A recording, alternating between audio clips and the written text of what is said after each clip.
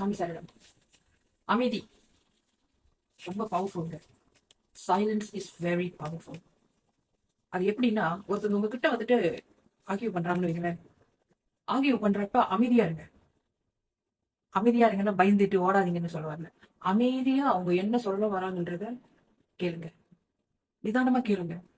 நீங்க அமைதியா இருக்கிறப்ப அவர் பேசுற வார்த்தை ஒவ்வொரு வார்த்தையும் உங்களுக்கு கேட்கும், யோசிக்க வைக்கும்.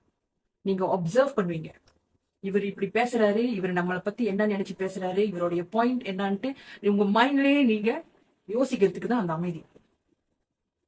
அவர் கத்துறப்ப நீங்களும் கத்துனீங்களா, உங்க 2 பேருக்கும் வித்தியாசம் இருக்காது, அதுக்கு மதிப்பும் இருக்காது.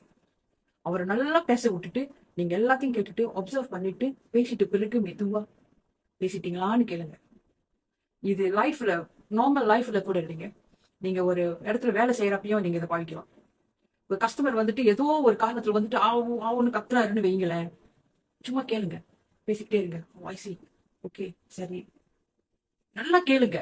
மைண்ட்ல வந்துட்டு அவங்க என்ன கேட்கறாங்க, இதுக்கு நம்ம என்ன பதில் சொல்லலாம்னு நம்ம யோசிக்கிற நேரம் தான் அந்த அமைதி. அந்த அமைதியில நீங்க யோசிக்கிறது, அவங்க பேசிட்டு பிறகு நீங்க பதில் சொல்றீங்க தெரியுமா, அது அவங்களுக்கு அக்செப்டபிளா இருக்கும். அவங்க அதை ஏத்துக்கொள்வாங்க அந்த வார்த்தையை. ஏன்னா நீங்க யோசிச்சிட்டீங்களே என்ன பதில் சொல்லலாம்னு. நம்ம கூட பேசுறப்பதான் நம்ம யோசிக்காம பேசி வார்த்தையை விடுறோம். அதனால எந்த ஒரு ஆர்கியூமெண்ட் வந்தாலும் சைலன்ஸா அவங்க என்ன பேசுறாங்களோ, உங்க எதிரா உள்ளவங்க என்ன பேசுறாங்கன்றத காது கொடுத்து கேளுங்க. அதுக்கு பிறகு உங்களுடைய வாதத்தை நீங்க ஆரம்பிக்கலாம்.